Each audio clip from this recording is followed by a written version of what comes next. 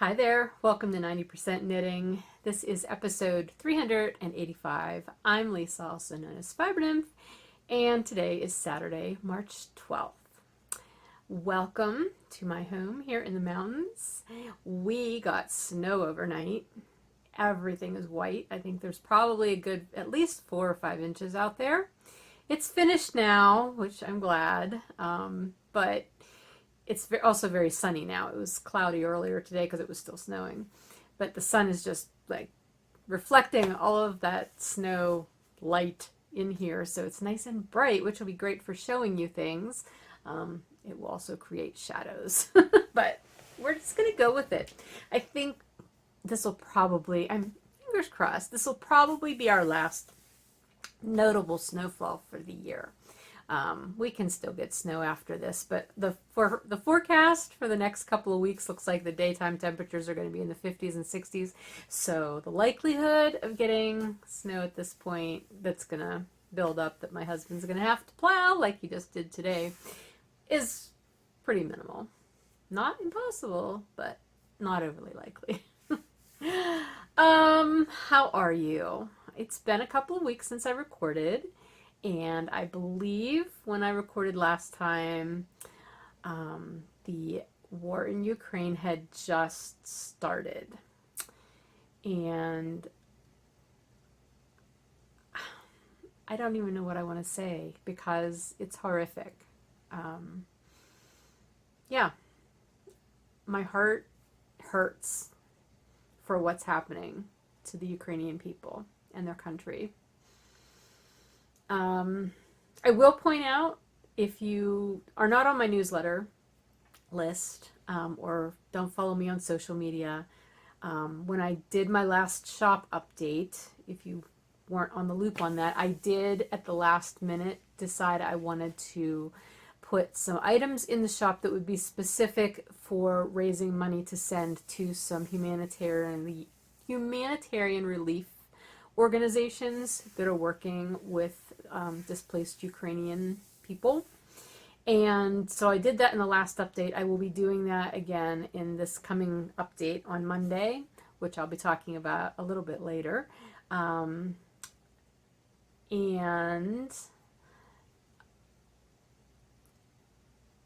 I'm sorry, brain fog.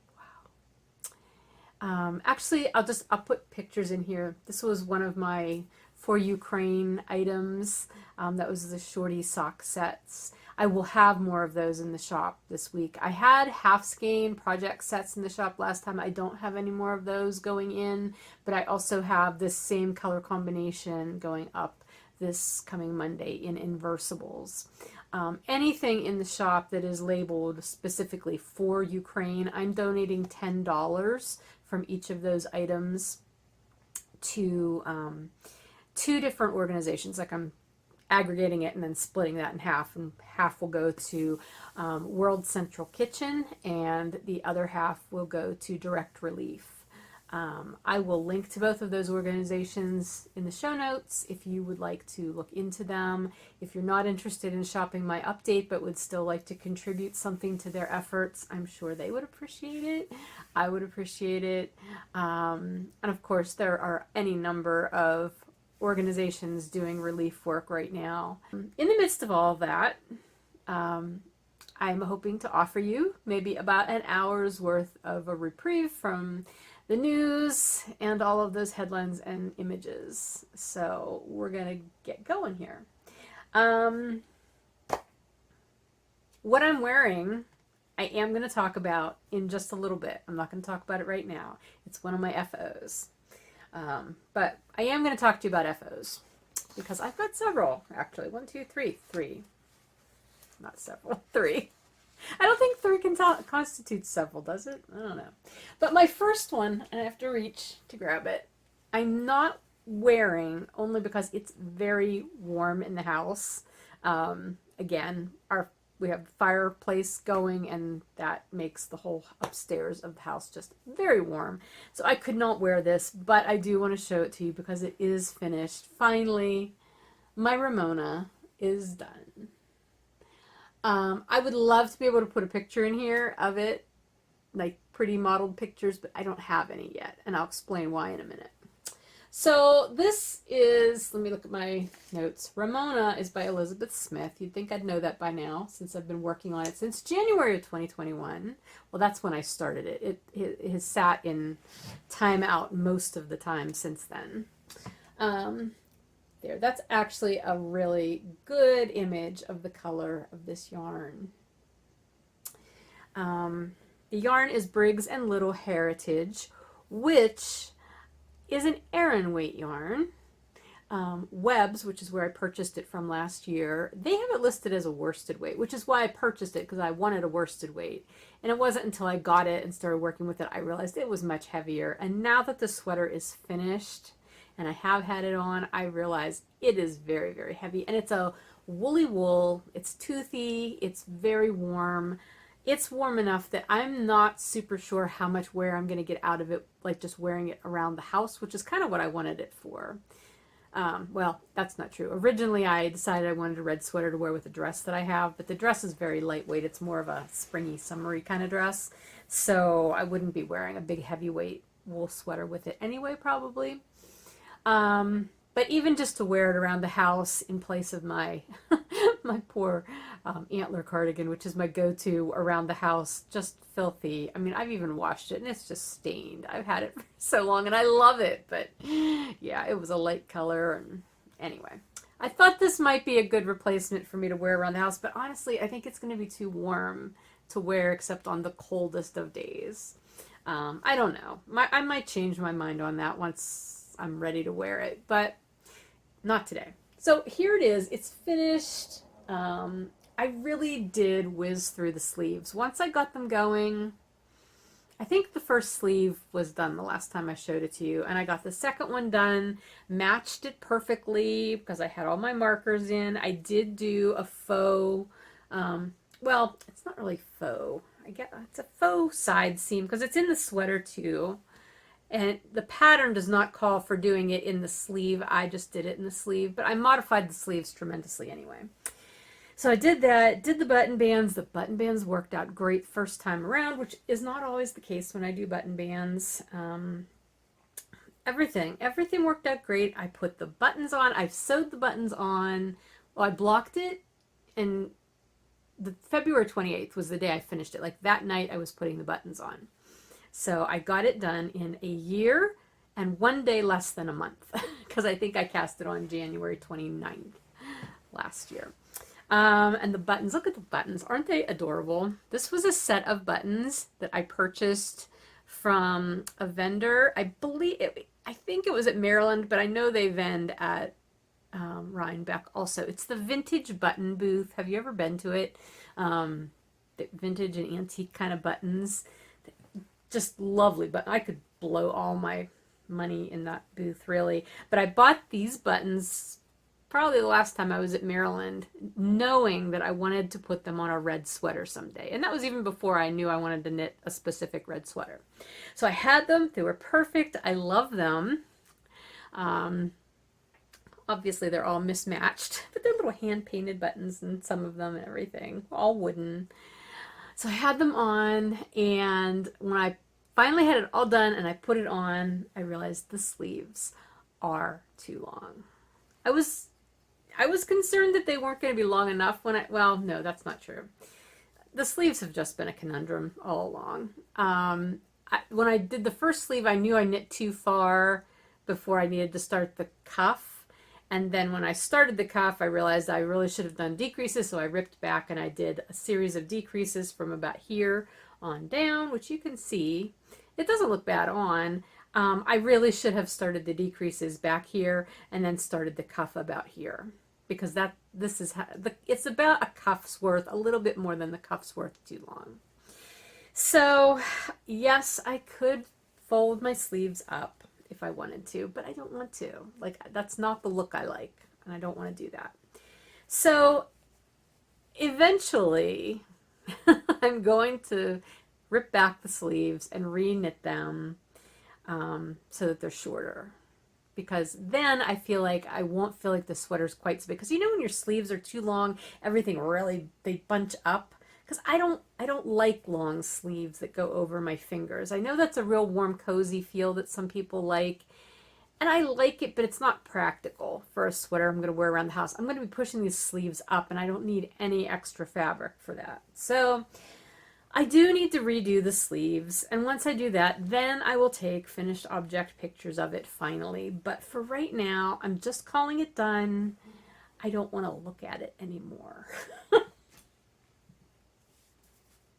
I'm not going to get that much wear out of it the rest of this year anyway, so I don't feel too bad about ignoring it. But yeah, but I got it done. It was a giant whip that I did manage to finish. I'm sorry, I'm fussing with this now because it's moving around on me. Anyway, yeah, I'm perfectly happy to have it finished, and I'll be happy to wear it eventually. But right now, I'm just putting it in the back of my brain and not worrying about it. So that's my first finished object. My second finished object is a pair of socks that you haven't seen in a while. These are my River Rocks heel toe do-si-do socks. I cast these on back in September last year, shortly after I came out with this River Rocks colorway. I really need to put this back in the shop again sometime soon, because I didn't have it in the shop very long before other colorways were coming out. So I'll have to do another batch of this. I really like it. Anyway, the heel toe do-si-do pattern is by Kay Litton, who's the crazy sock lady. And you know me, I don't usually do patterned socks, but I really liked this patterning, and Carol from the A Stitch in Time podcast did the same pattern out of the same colorway, I think even in the same yarn, the Mountain Tweed BFL. And I thought it was so pretty. So I decided I had to be a copycat, and I did it. The patterning for this sock is only on the front. So if I turn it, you can see it's a little chevron kind of design going on there. And so having it only on the front of the cuff and the front of the foot did make it go faster. And it was pretty memorizable. I would say after I did it a few times, I was able to memorize what I was doing, and it went fine. And I got the first sock done last fall, and I know I had cast the second one on, but then I just sort of let it languish. So I picked it up again in between other sock projects and got it finished. So I do have a new pair of socks. I think I'll probably just put them away for now, and I'll pull them out next fall, since we're coming to the end of heavy sock season. I tend to wear my shorty socks more than I wear long socks anyway, but these socks are going to be for me. So anyway, another finished whip that was from this year. Okay, and that brings us to the final finished object, and this is one that you haven't even seen as a whip. I did show you the yarn last time though. This was my March Stash Challenge yarn, which was a skein of hand spun that I spun out of a loop bullseye bump called Dune. I think I told you what the fibers were last time. I didn't write it down this time. The pattern, however, that I told you I was going to do last time was the, what did I tell you I was going to do? Infinitude. I was going to do the Infinitude scarf, which was like an infinity scarf by Jenny Chase. That was my original plan. However, after looking at this yarn and looking at the yardage requirement for the pattern, I just wasn't sure that it was going to work super well, because I didn't think I would have enough yarn.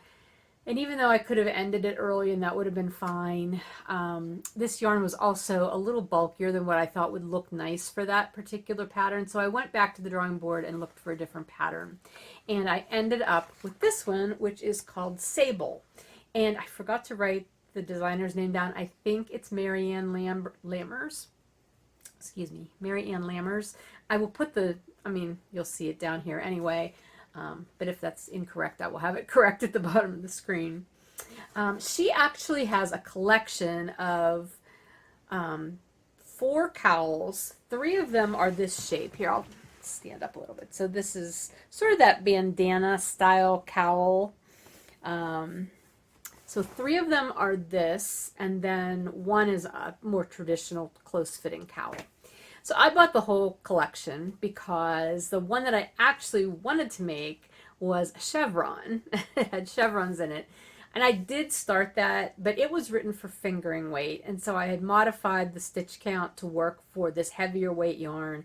But even having done that, it was turning out gigantic. And I just wasn't into it. So I ripped that out. And then, I think that one was called Plume. So then I went to this one, which she does, I think she has this one written for both fingering weight and worsted maybe. And so I did the heavier weight one, maybe DK, I don't remember, a heavier weight. So I did the heavier weight, which had two sizes, a small and a large. Well, I thought, well, I'll do the large. Well, that was turning out too huge too. So third time's a charm, cast it on with fewer stitches, and this is what I have. And I absolutely love it. I am so smitten with this finished object. I guess I could take it off so you can see all of the yarn. Sorry. Look how long my hair is right now. Oh my gosh. I never straighten it, so I don't know, but my hair was doing really weird things today, so I just pulled it up, and then these bits were falling out, so I thought, oh, I'll just straighten those, and I'm like, holy cow, look how long that is. I need to do something with my hair. But anyway, here is the cowl. So I started with this kind of camel color, and so you're starting here, and you're just increasing on one side. Until, so I go through the whole thing, until you get to a certain point, then you stop doing the increasing and you just knit that side straight so that it'll match up with that original cast on edge, and then it gets seamed together. Well, true to form, I was not paying any attention to how far I had knit the cowl, and I had knit almost 3 inches too far from when I was supposed to stop increasing. But I also wanted to use up most of my yarn, and so I stopped where I was. I did not rip back, and I finished it. And hold on, I have to reach for something. This is all the yarn I had left. And it's funny too, because oh my gosh, this yarn, okay, so let's see. It's about 1 wingspan for me. So it's probably about 5 feet. And look how ropey it is. It's so big. That was not how the yarn was at the beginning of the skein. It was much lighter. I don't know if you can really tell. But wait, was that the beginning? Yeah, that's the beginning. And it does obviously have some thick and thin areas. It's not perfect hand spun by any stretch, but I never care if my hand spun is perfect because I use it one way or another. So anyway, I was actually very amazed that I was able to bind off with that big heavy brown that was at the end of the skein. Look how chunky it gets there at the end. I think I was just probably, when I was spinning that, I was probably just in a hurry. I was ready to be done with it maybe. Because if I had to say, I'm going to say this was probably not the most exciting spin in the world, just being all these really neutral colors. But I love it. And it's got that little bit of sparkle. I'm not sure if you can tell or not, but it does have some sparkle in it, some Angelina. And I'm very happy with the finished object. And I'm so glad that I was able to use some hand spun that's been in my stash for quite some time now, because I think I spun that back in 2018 maybe. So yeah, that was my March challenge yarn. So I did that really fast. That was in under a week. I finished that.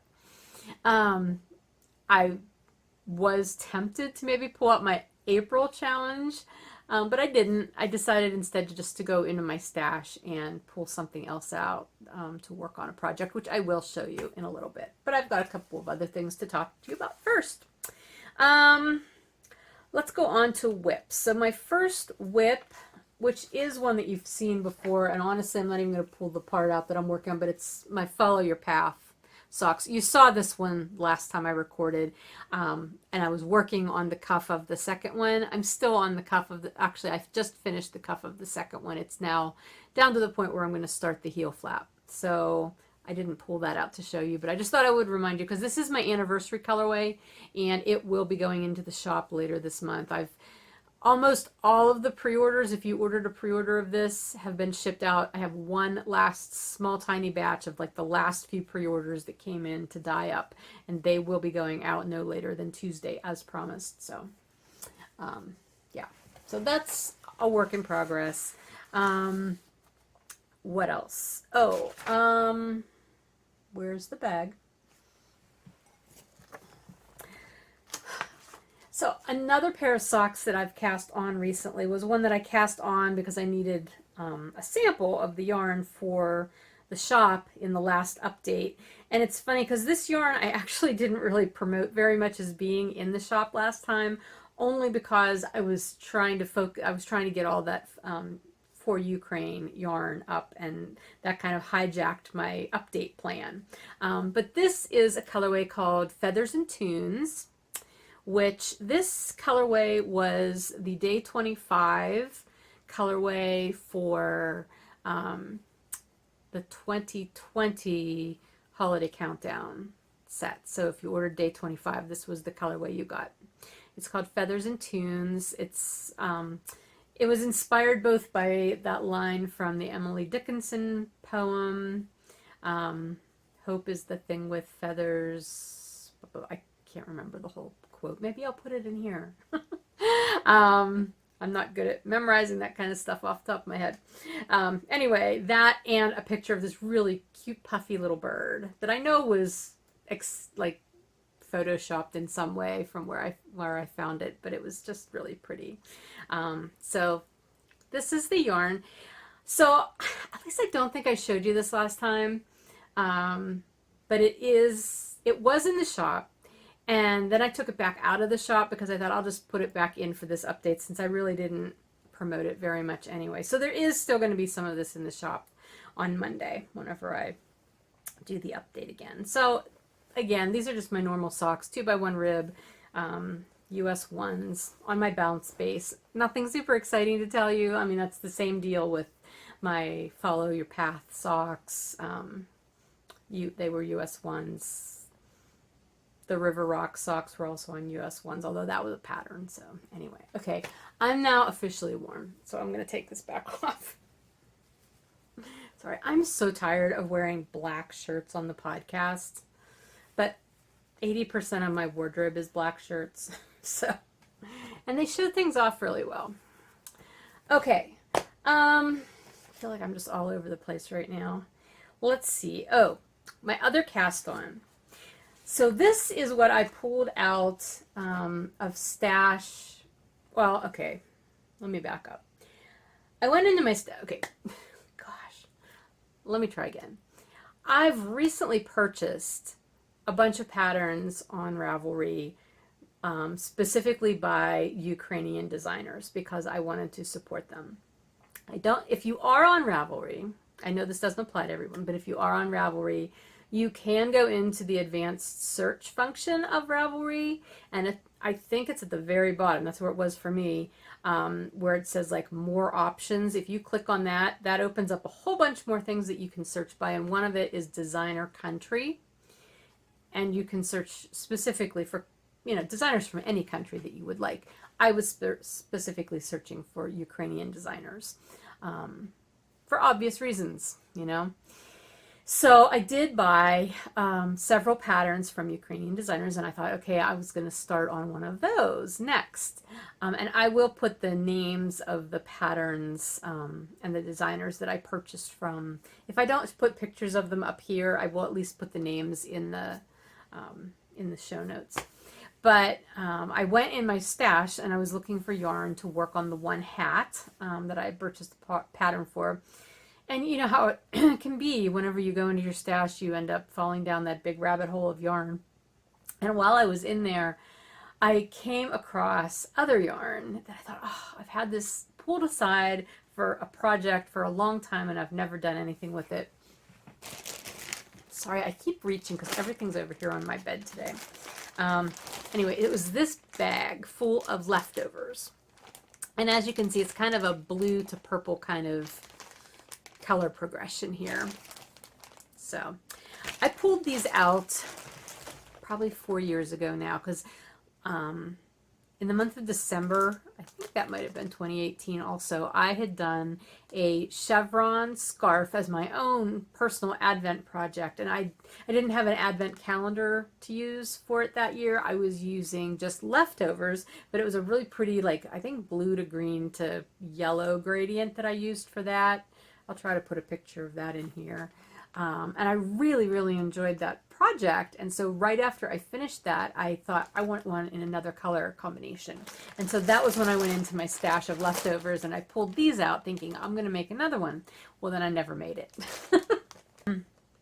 So anyway, it's been sitting there and I thought at one point, well, maybe I'll weave something with it. Haven't done that. And I thought, well, I'll find a project someday. Well, I pulled it out and I thought, you know what, I've got to find a project for this. It was not suitable for any of the patterns that I purchased from Ukrainian designers. But I went into my queue on Ravelry. Oh, that was the other thing. Then I went down that rabbit hole and I started going through my queue. 20-page long queue of patterns that I want to do someday. And I started weeding through and I deleted some things. And some things I'd already made, so I took them out of my queue also. But I came across this one pattern. It's called Vamping, which I do not have the picture printed out just because I didn't print the colored picture out. But here's a picture of it from the designer's pattern page. And it is a really pretty, one of those nice big asymmetrical wraps. And I thought this yarn would look really, really cool in it. So I printed the pattern out. It's very easy. And I started it last night. I mean, okay, it's not like stockinette, but it's easy to memorize. There's 2 rows in it that I have to keep watching the pattern because there's these yarn over things going on here. Now this is going to be hard for you to actually see how mine's turning out. And I'm getting to the point where I need to put it on a longer cable. But I started it last night, actually while Bill and I were watching a movie, so it's obviously not so difficult you can't do it while you're watching a movie. But this is obviously the narrow edge. I'm going to stop talking now so I can hold it up and you won't have to worry about my mouth. So, there you go. Isn't it pretty? So, I have approximately... That's about 300 grams of yarn. It's all fingering weight, so I'm estimating about 400 yards per 100 grams. So I've got about 1,200 yards, probably a little less, because some of it's a little heavier and some of it's a little lighter. I don't know. But the pattern only calls, like you can make it smaller or larger, and you can customize the size too according to the pattern. I didn't tell you who wrote the pattern. Vamping is by Jennifer DeSalle. I believe is the pattern. Yes, Jennifer DeSalle, Vamping. Yeah, you can customize the size based on your yarn, but her largest size is 600 yards, so I've got almost twice what I'm going to need. So I'm probably going to need to limit how much I use of each color just to make sure that I can get through that whole progression, because I really would like to get into those purples. So I've done the first color and then I started to fade in my second color. You can kind of see it going in there. It looks a little, it's a brownish blue, or yeah, that's what the second one looks like. And the first one was this. I really don't know what any of these yarns are. I mean, I'm sure some of them I'll be able to figure out. This one might be one of mine. It looks like the base that I used to have with bamboo in it. So this could be mine, but I'm not 100% sure of that. Anyway, so yeah, this is all. I got it done since last night. So it's not that far, obviously, but it's a fun pattern. And I'm looking forward to seeing how it turns out using all of these minis.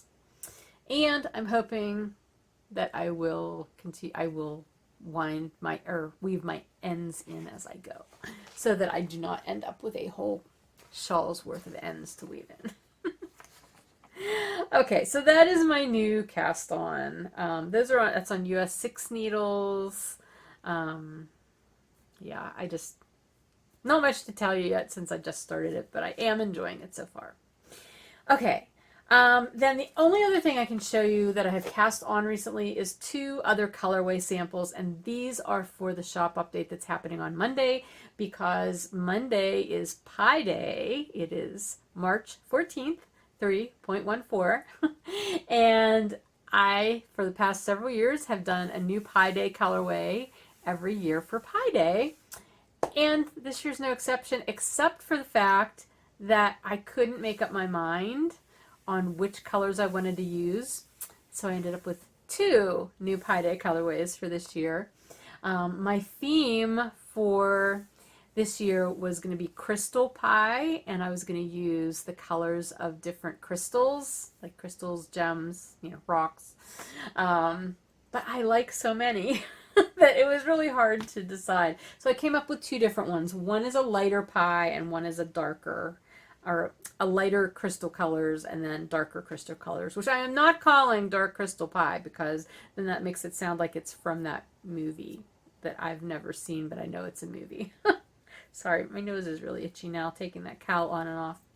I don't know why, because that yarn is super soft. But anyway, here they are.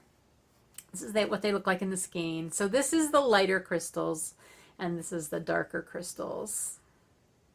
And now I will show them to you in the samples. So here's how the lighter crystal pie knits up. The light is sort of blowing it out a little bit. So let me tell you what the colors are.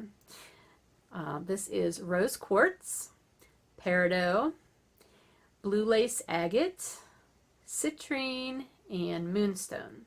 White moonstone. There's different moonstones. This is white moonstone.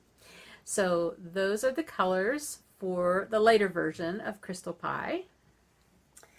And then the darker version of crystal pie has amethyst, blue apatite, smoky quartz, malachite, and kyanite. Which is, it's looking kind of gray because again it's blowing out, but it's actually a smoky blue gray kind of color. So anyway, and the malachite is also darker than it's looking on here. All these are actually a little darker than they're looking right now just because the light's coming in so brightly. But anyway, these are the darker ones. So I am super excited about both of these. I could probably do an entire series of just crystal colors for colorways. But I decided to do these two for pie colorways. In addition to the pie colorways with those crystals, I also did something else that I have not done in the shop for a really long time, but I'm putting together stitch markers with the actual crystals in them. I used to make stitch markers for the shop a long time ago.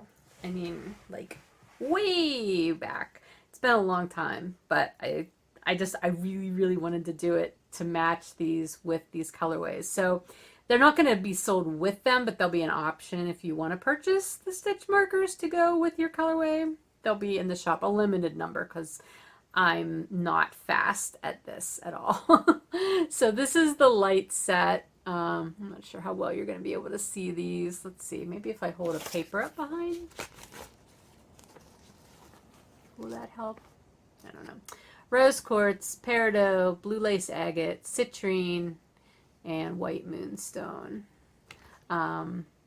It's really interesting because the stones themselves vary in shade so greatly. And so what I had available to purchase to make these are not going to be an exact match of the colors in the yarn, obviously, because it's impossible to exactly match yarn to stone colors.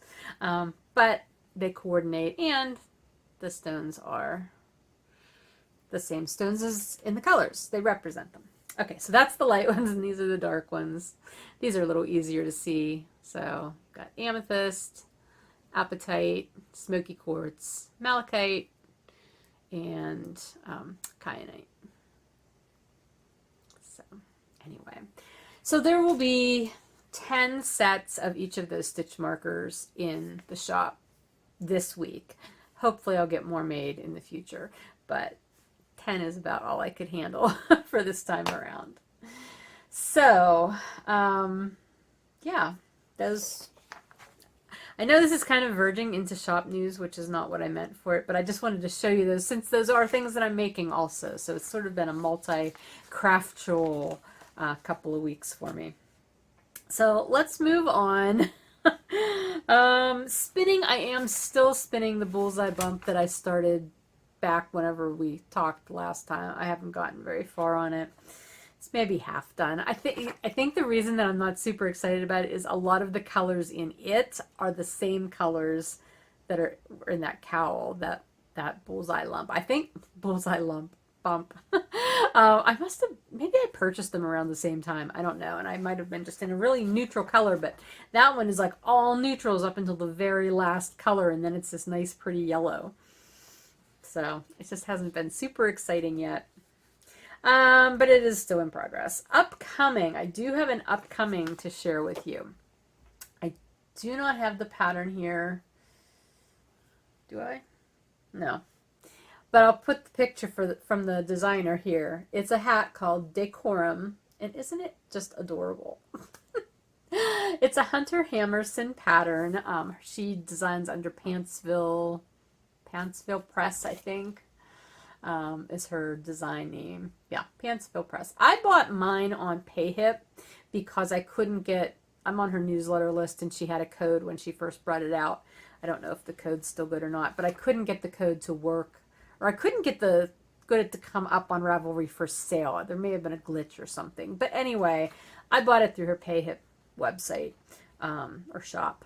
But it is available on both now as far as I know.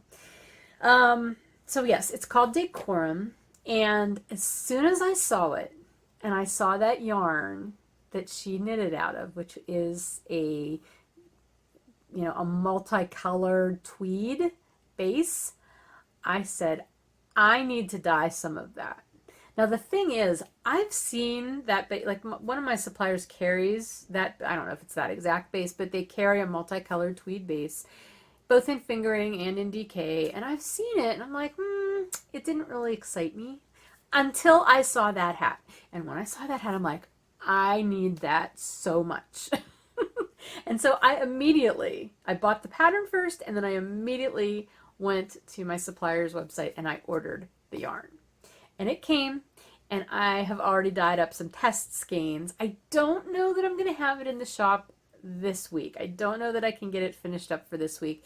It may just go in the shop on an off of an update, or it may go in the shop with the next update. I don't know, but I want to at least show you some of the sample skeins because I'm so excited and I really, really want to make this hat.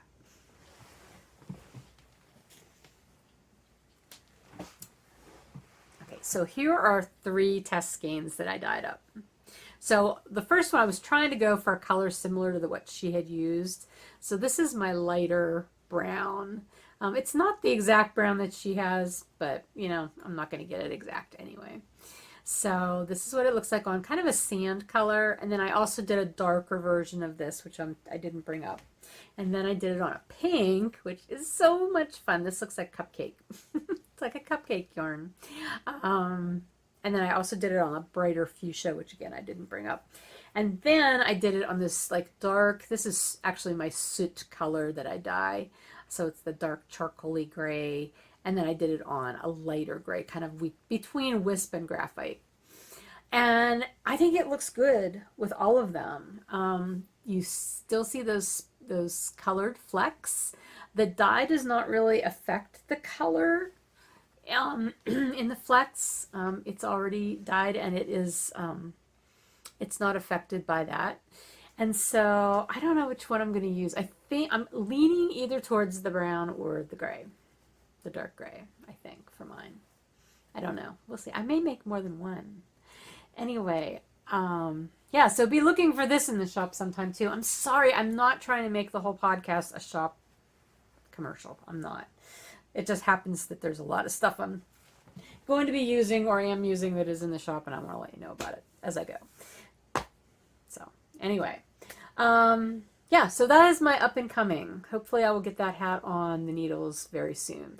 Because if you go to Hunter Hammersen's Instagram, or again, if you're on her newsletter, and she probably has it maybe in the listing on her website. I don't know.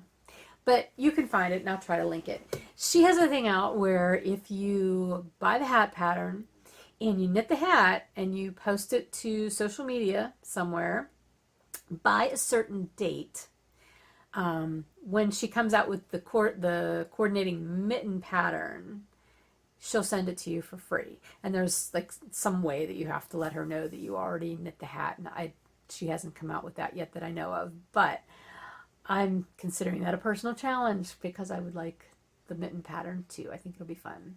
So anyway, that is my up and coming that I will probably be casting on quite soon. Plus, look at those little cables in there. I'm in a cabley mood. So I'm getting really froggy today. So cables and little points on your head, because who doesn't like that? Yeah, it'll just be a fun project. So that is my up and coming. And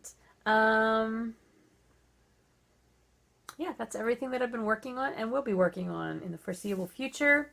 So that brings us to the MIYO MAL, which is now officially begun. It was a few days off yet when I podcasted last time, but the MAL has started. You still can send in a theme form for this first quarter if you haven't started yet. If you're going to submit your theme form now, though, your projects that you do have to be started on or after the date that you submit your theme form. But you're still welcome to join in. I've already started getting some finished object submissions, so that's exciting. And the chatter thread for the MIYO MAL on Ravelry is going bonkers. I logged on today and saw I was behind by like over 100 posts. So I'm sorry. I will do my best to catch up with those as soon as I possibly can.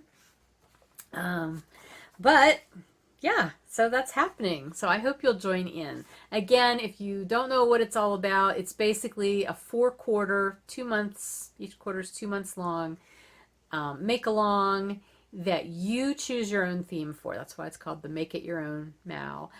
All the details are spelled out either in the Ravelry group thread or on the Fiber Nymph Dye Works blog post that is pinned at the top of the blog. So I'll have those links in the show notes as well. The whips thread, I am leaving the whips thread up in the group on Ravelry because no reason not to. A lot of us, I know I am, a lot of us might still be working on whips, and I'd love to see them, and you're welcome to talk about them and chat about them there if you'd like to. There's also a general chatter thread there. But I did decide that I wanted to pull some winners from the whips thread for January and February, since that was when it was focused on, January and February. What I did was I went through, and all of the posts that were posted in January and February, there were 579.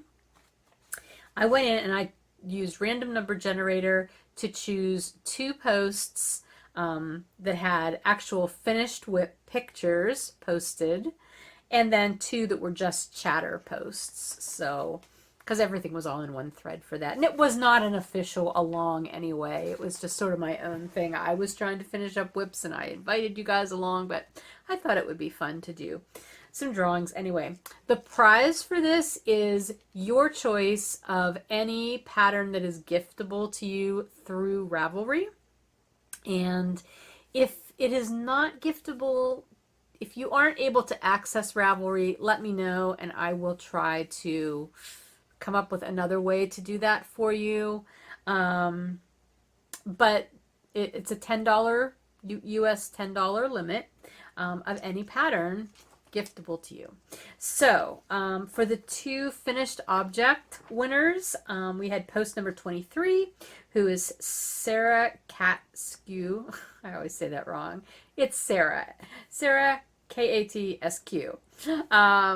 She had her finished Sagamore flyover hat in that post. So congratulations, Sarah.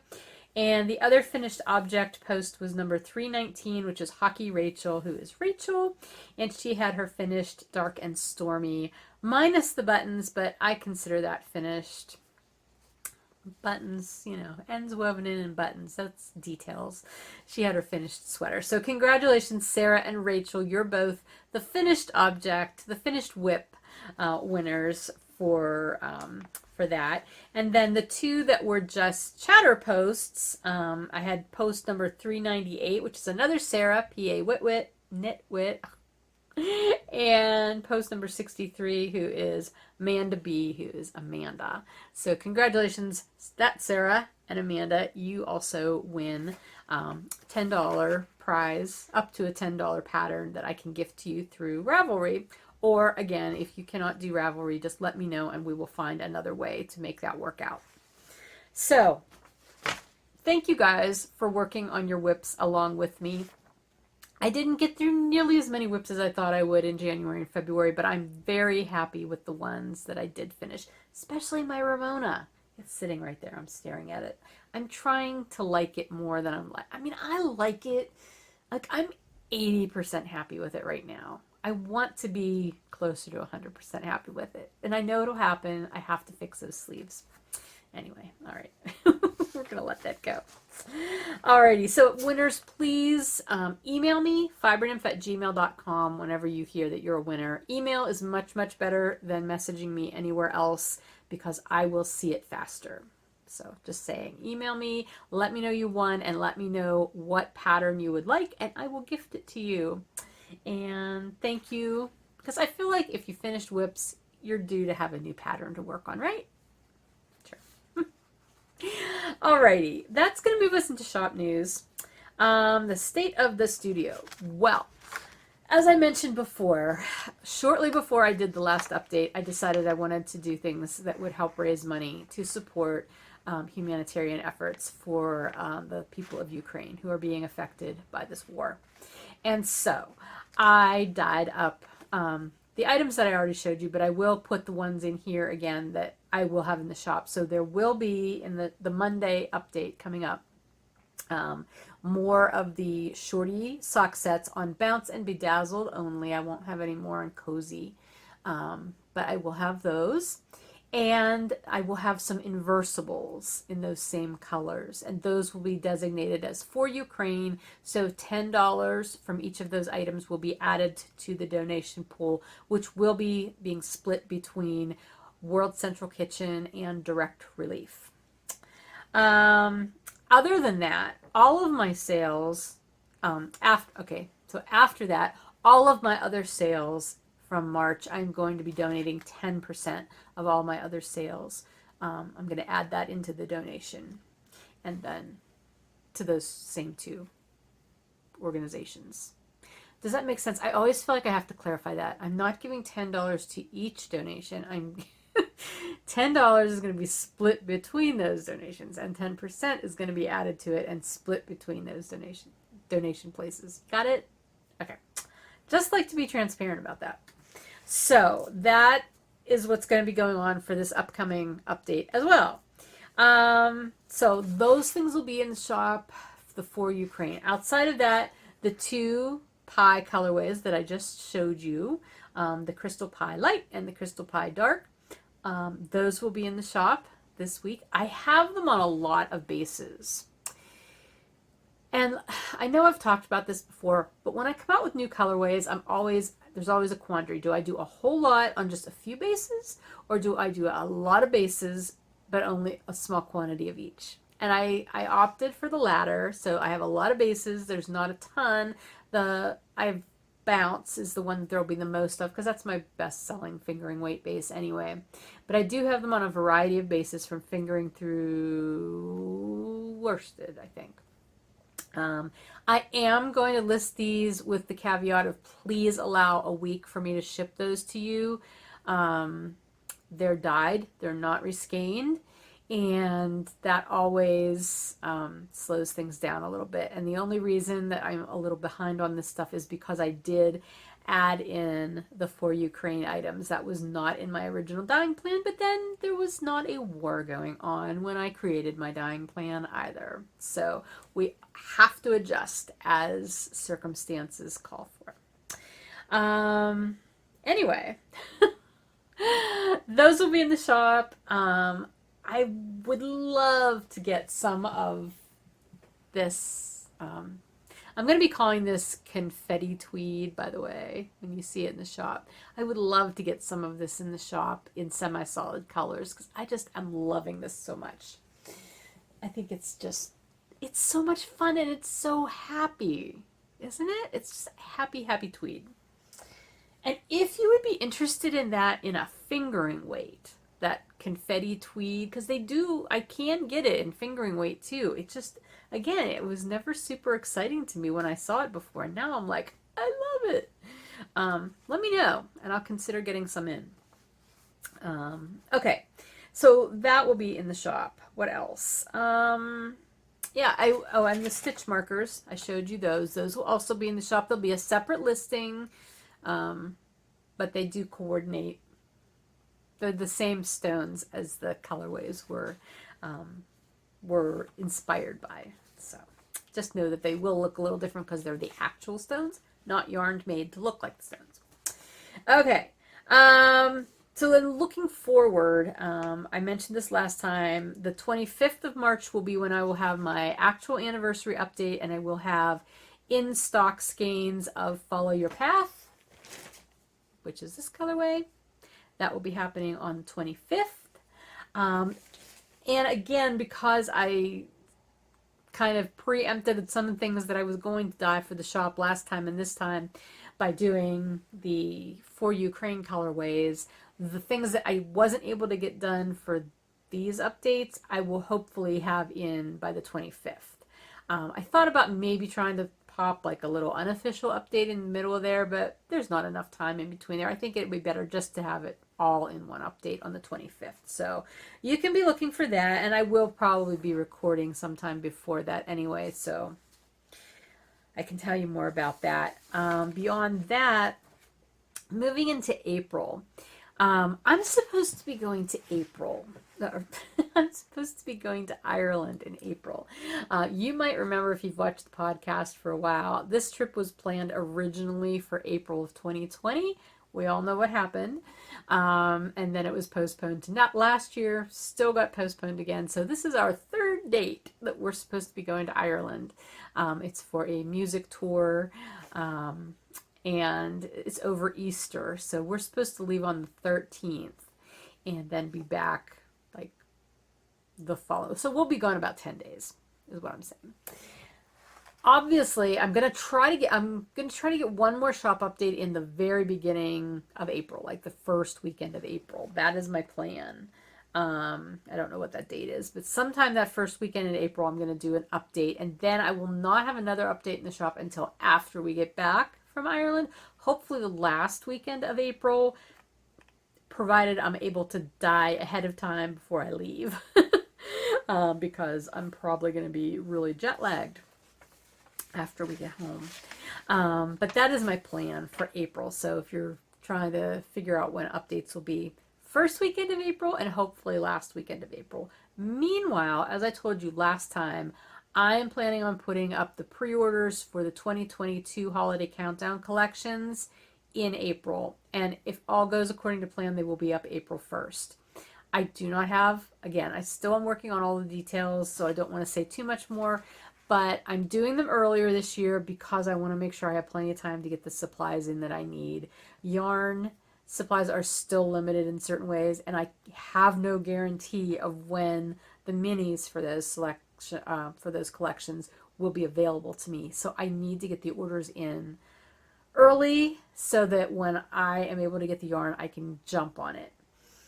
So April 1st is when I'm planning to have the pre-orders start. I am planning to leave them up longer than a month though, just so you know. So don't feel like you have to hop in on April 1st if that's not feasible for you. I'm just trying to make it as widely available as possible. I am planning to do both 10 gram and 20 gram mini options again this year. And there will be fiber options again this year. I know the theme that I'm going to do. I haven't decided exactly how I want to name it, so that's why I'm not going to tell you what it is yet, but I'm really excited about it. And there will be another pattern that'll go along with it. Whether you want to use it with the minis or not is totally up to you, but I'm really excited about it. So anyway, that will be coming in April. And again, I will be podcasting again before April, obviously. But I just want to, again, give you the heads up so that you can be planning, because I know I like to plan my purchases sometimes. Okay, I think that's everything for shop news. And so that just brings us to what's bringing me joy this week. We went to see Hamilton last weekend. Bill and I it was funny. The tickets became available last year, and I told Bill, I'm like, do you want to go? Because we've both seen it on Disney. Like, it's on Disney Plus, which is fabulous. That performance, I love it. I could not watch it enough times. So we've seen that. And so we decided we wanted to go. And so we basically bought each other tickets for Christmas. So, you know. But then Emma she had already seen Hamilton when she worked in North Carolina at the Performing Arts Center in Charlotte. She got to go. Her story was very cool. A ticket was gifted to the staff of where she worked. A patron there gifted a ticket, and they gave it to her. She was so excited, because that was back when it was super, super hard to get Hamilton tickets. Anyway, so she saw it then, but we knew she would really love to see it again, so we bought her a ticket for Christmas too. So the three of us went to see Hamilton last week at the Benedum in Pittsburgh, and it was good. I have to say, I'm really glad that I did see the version on Disney, because I had a better grasp of the storyline and what was happening. Our seats, we were up in the first balcony, but we were all the way over to the left, and the sound wasn't fabulous for some of the people. I don't know if it's how their microphones were set or what. So it was good to know like what was going on. We could see most of the stage. The very, very far left we had trouble seeing, but it didn't really take away from what was going on. So yeah, that was a lot of fun. So we did that. And what else is bringing me joy? We have a concert to go to tonight, one of our subscription folk concerts. So we'll be doing that. I just had a really good week. I was very productive this week. I had multiple heavy-duty dyeing days, which I don't always do that. Like, I kind of shift off and on between dyeing and then doing other work. But I had, I think, 4 heavy-duty dyeing days this past week, which is a lot for what I got done, which is good.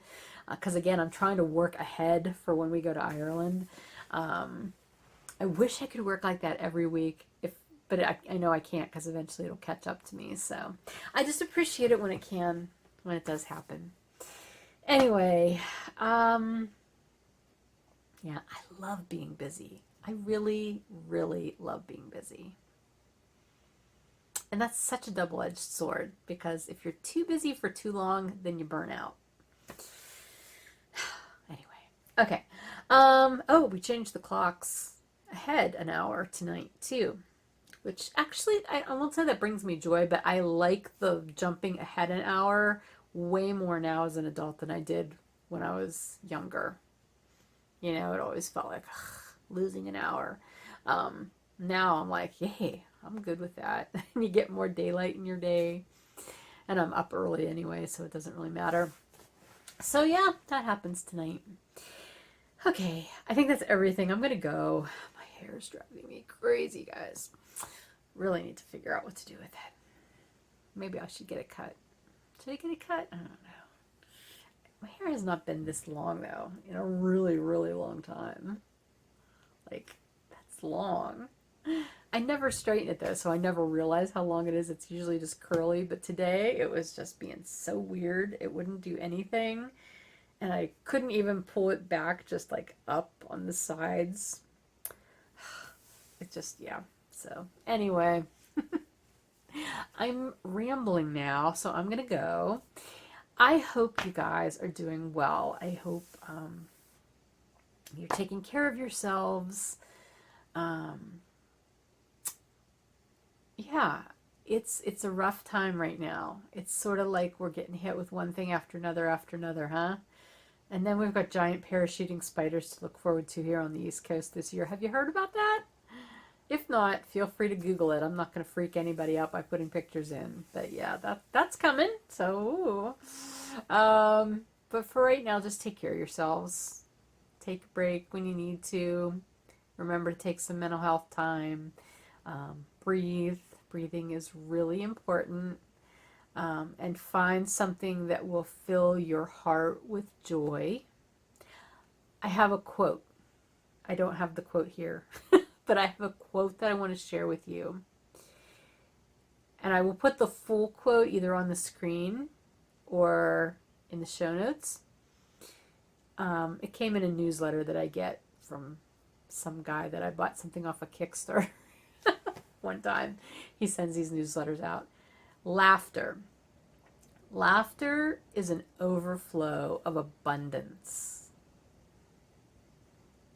And there was more to it than that. But that just struck me. Laughter is an overflow of abundance. And I thought, yeah, that is amazing. Because that laughter has to come from somewhere. And it's just like bubbling over when it comes out. And in the newsletter, he was talking about, like, even if you don't feel like laughing, like, just make yourself laugh. Like, do like some over-the-top outrageous laugh. And he's like, it loosens it up. And it'll start to come out. And it'll actually be a natural, actual laugh after a while. And I've been thinking about that all week since I read that. So if you're feeling anxious or down or sad or apprehensive, laugh. Just let yourself laugh, even if you don't have anything to laugh at. Find that moment to just let yourself fake it. and hopefully that'll help grow it into something real. We watched Long Shot last night, Seth Rogen movie. My oldest son, told me it was funny, so I'm like, okay. We laughed through that movie. Ridiculous humor, some of it, but like it was super funny. And it's like, yes, having that luxury and that ability to laugh really is an overflow of abundance. And I just thought that was so meaningful. So take that for what you will. Anyway, I wish you much laughter, and I do wish you much abundance in your life. Abundance comes in so many forms, but I hope you'll find some in some way. And I will talk to you again in another week or two. And until then, take care. I love you guys. See ya.